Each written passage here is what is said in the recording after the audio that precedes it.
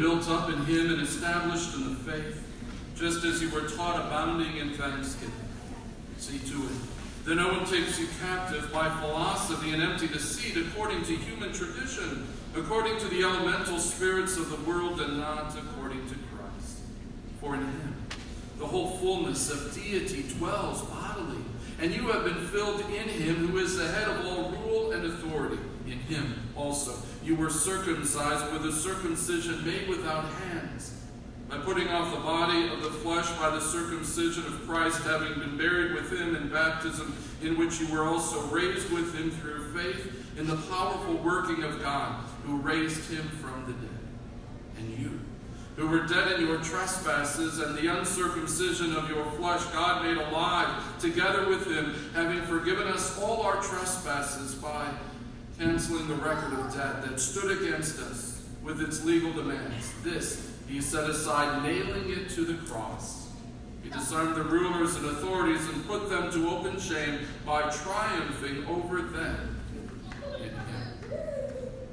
This is our text. So, how much debt are you carrying? Oh, I'm not looking for a real answer. It's none of my business, of course, although it does remind me of an acquaintance I once knew whose name was Jeff. He is a pastor, and when I first met him, he had just graduated from the seminary. As he came into his first call, he and his wife already had a mountain of debt. They had $50,000 in student loans, and this was 25 years ago. That was concerning enough, but what was even more concerning is that they had $25,000 in credit card debt. The hope was now that as he was beginning to receive a salary, that they would begin to pay that down. It didn't work out that way. Because it wasn't about a month later that I happened to see Jeff in a store buying a set of golf clubs. He informed me that he had just joined the local country club and was now a member and could play as often as he desired. In addition, he was also looking into leasing a new car, since their current car had quite a few miles on it.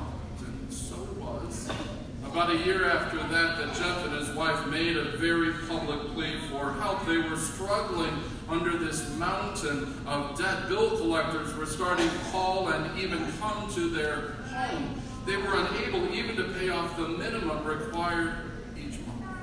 Not sure whatever happened to Jeff and his wife. He moved, and then I moved here to Illinois. But Jeff's story is not unusual.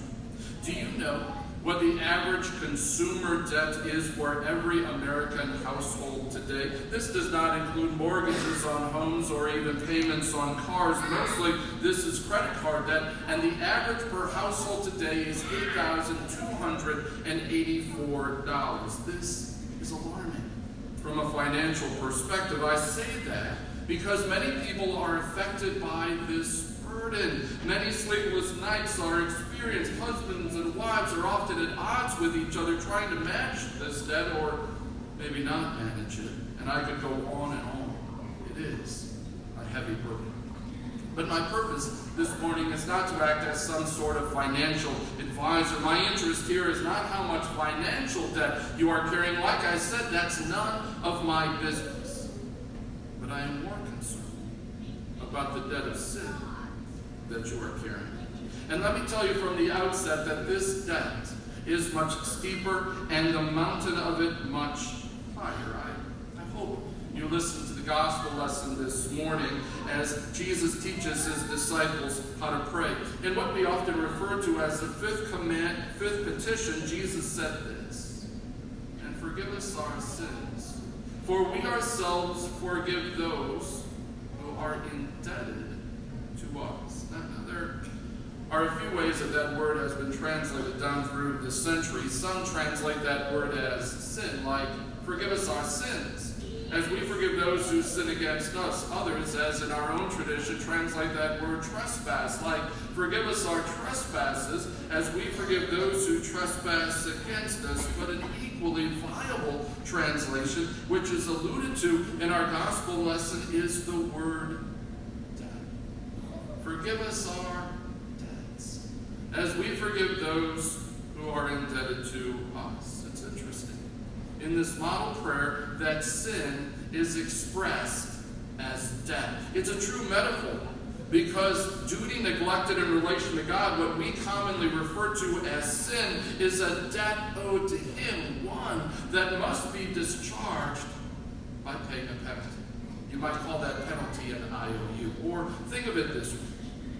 Every time you sin, every time you disobey, you are creating a debt with God, something eventually that you will have to pay off. And so every time you sass your parents, or every time you speak unkindly to your spouse, every time you fail to love or fail to give, every time you hate and every time you lust, every time you do who knows what with who knows whom, you are creating a debt.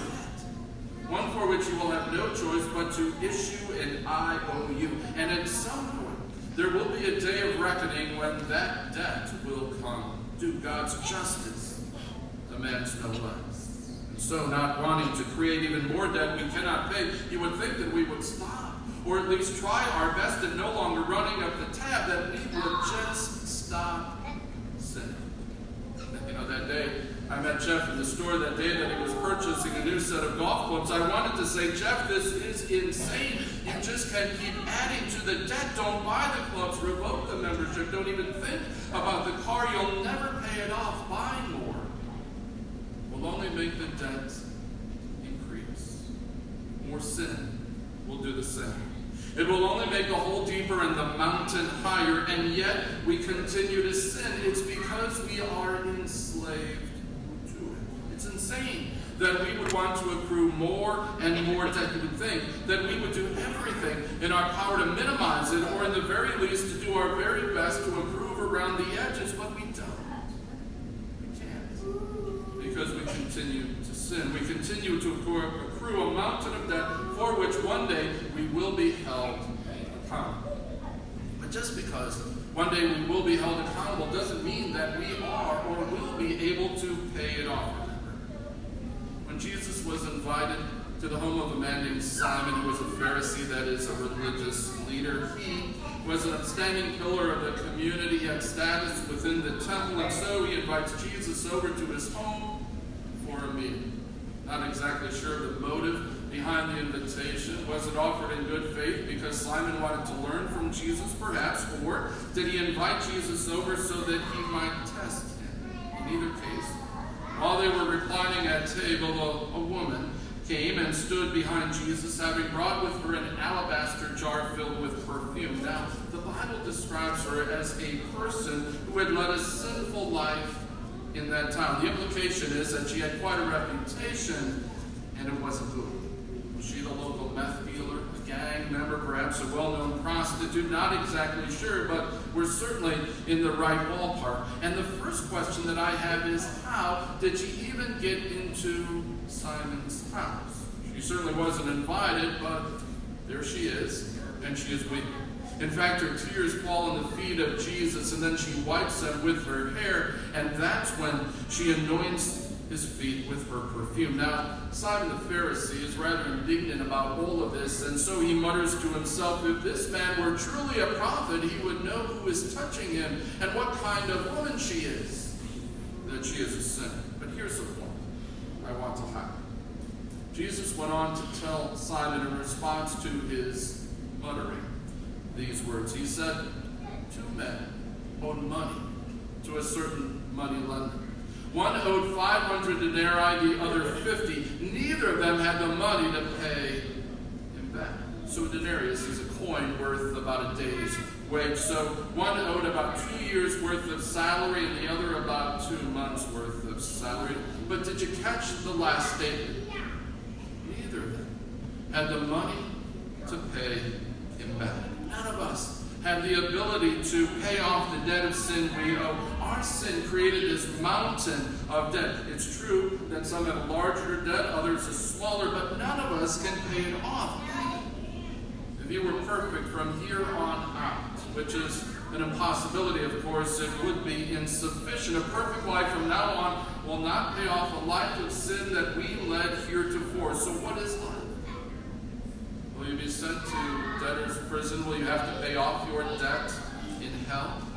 You know the answer is no to that. Even as you know that there is more to the story that Jesus told Simon. Here is some more to that story. Two men owed a certain money lender some money.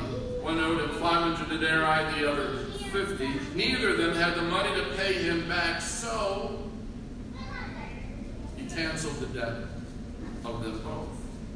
So he canceled the debts of both. Is there any sweeter news than that? Jesus told a similar parable. You might recall it as the parable of the unmerciful servant. It begins like this. The kingdom of heaven is like a king who wanted to settle accounts with his servants. As he began the settlement, a man who owed him 10,000 talents was brought before him. Since he was not able to pay, the master ordered that he and his wife and his children and all that he had be sold to repay the debt.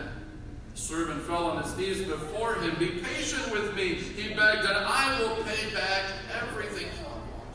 He was never going to pay it back. But the servant's master took pity on him, canceled the debt, and let him go.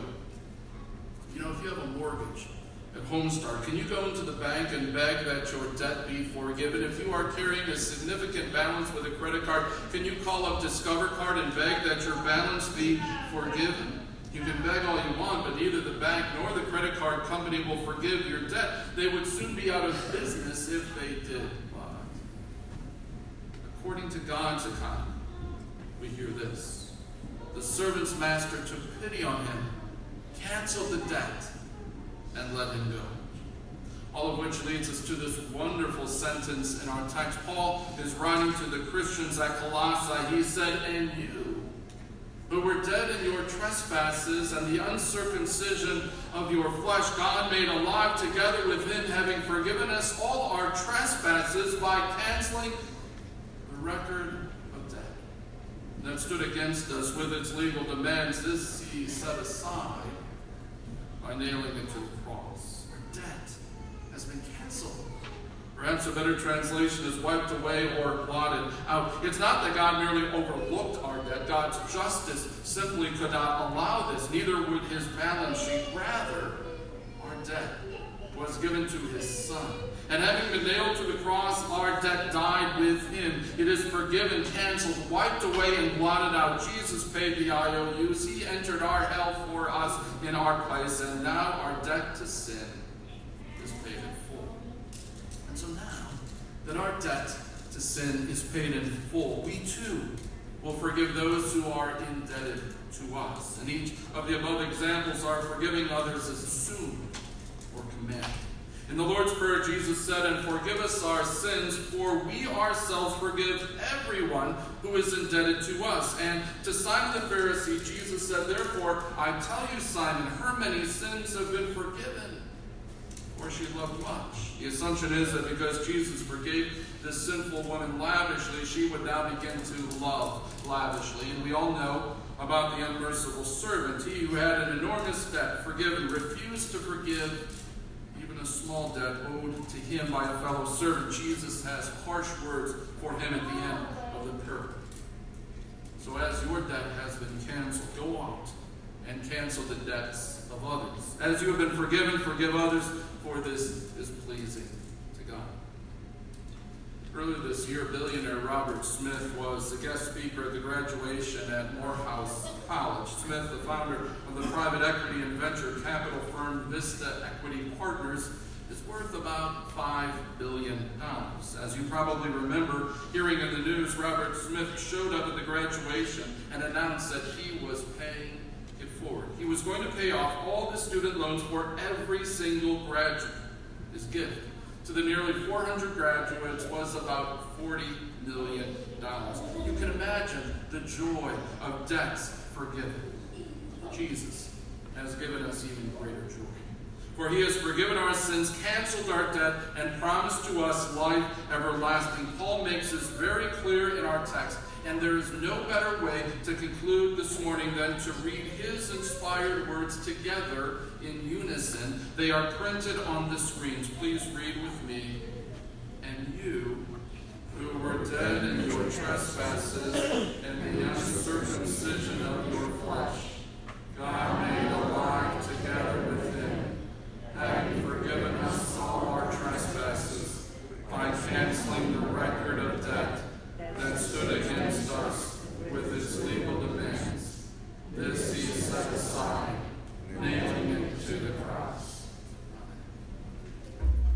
continue by the public confession of our faith by the words of the Apostles' Creed. It is printed on the screens